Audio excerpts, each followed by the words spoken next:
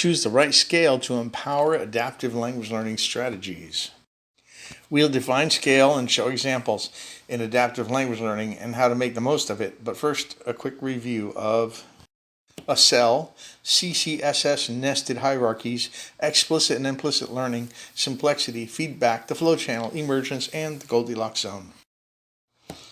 Everything we perceive, know, or do is through three information flows: cognition, experience, and languaging, which, when synchronized, form a dynamic synergy, a cell, a unit of communicatively meaningful language.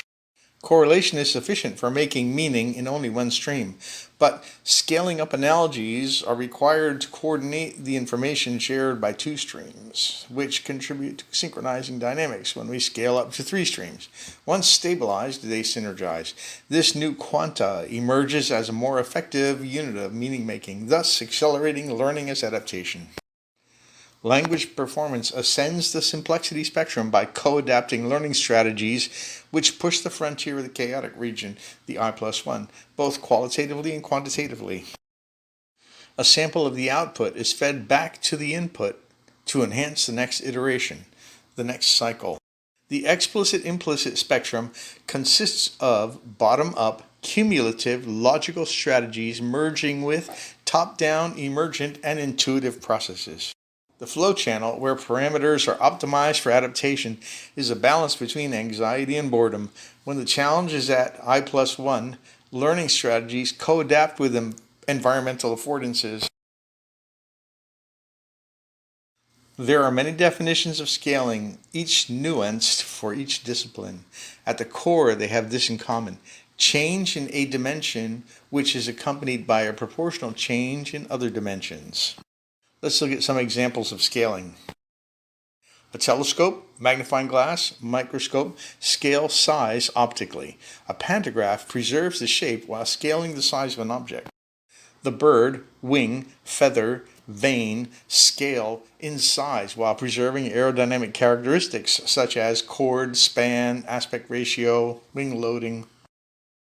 Time is scaled by segments, seconds, minutes, etc., and by frequency of events such as weekly, daily, monthly bookkeeping. Frequency oscillations are scaled by length of the string and sound wave. Information becomes more complicated as structural complexity increases.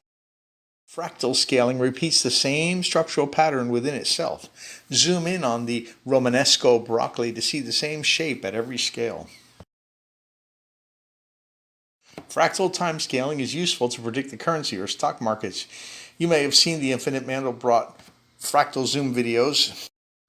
Some processes are scaled by complexity, number and variety of parts, interactions.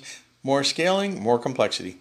Process complexity changes at scale. In living organisms, complexity often scales with size, and that's where we segue to language. Developmental scaling, nested adaptive processes synchronized at scale, offer a metaphor for language learning. Comparing these scales of development reveals some important differences. These developmental processes differ in scales of size and time, increasing from neurons to ecosystems, from nanoseconds to generations.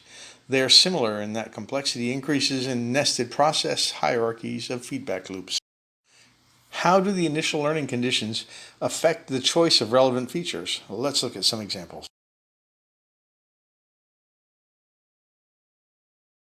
To an 8000 BC hunter who's planning dinner, which scale is most relevant? To a modern middle-class parent, a traditional Chinese pharmacist? Let's zoom out and have a look. The primary meaningful unit for a geneticist is a gene, for a biologist a cell, for a zoologist a species, and so on. Gaia is composed of ecosystems made up of food webs, made up of species, and so on, down to minerals. Each scale has its preferred quanta. A student driver isn't interested in the nuts and bolts, or the wheels, nor the engine.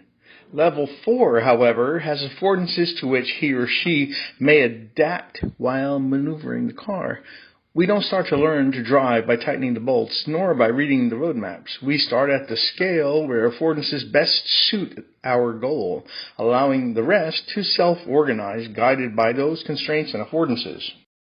In a restaurant, A chemist or health inspector might be interested at level 1, the master chef at level 2, the nutritionist at level 3, the restaurateur at the meal menu stages, the advertiser at level 6. The scale at which you quantify affects how you qualify. The initial scale of exposure directs our attention to specific dynamics, which affects choice of parameters and learning strategies. The goal determines the choice of scale, which is most efficient for achieving that goal. If your goal is to understand the phonemics of a language, then initiating learning at level 1 will adapt learning strategies for that purpose. For learning words and word construction, level 2. Top-down strategies at level 2 can guide learning at level 1. Bottom-up strategies will lead to level 3. With that in mind, if the goal is to use the language confidently, fluently, what initial level would enable the use of both explicit and implicit learning?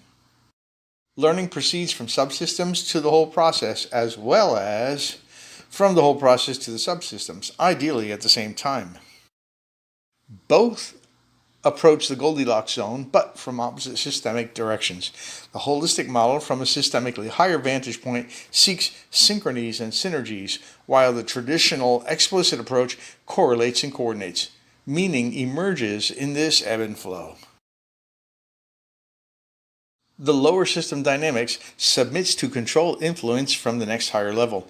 Correlation leads to coordination. Coordination leads to synchrony. Synchrony leads to synergy. Synergy leads to self-organization. Self-organization leads to meta learning. Thank you for your kind attention. A shout out to the Complexity Learning Lab at Systems Innovations and to Santa Fe Institute for Complexity Science.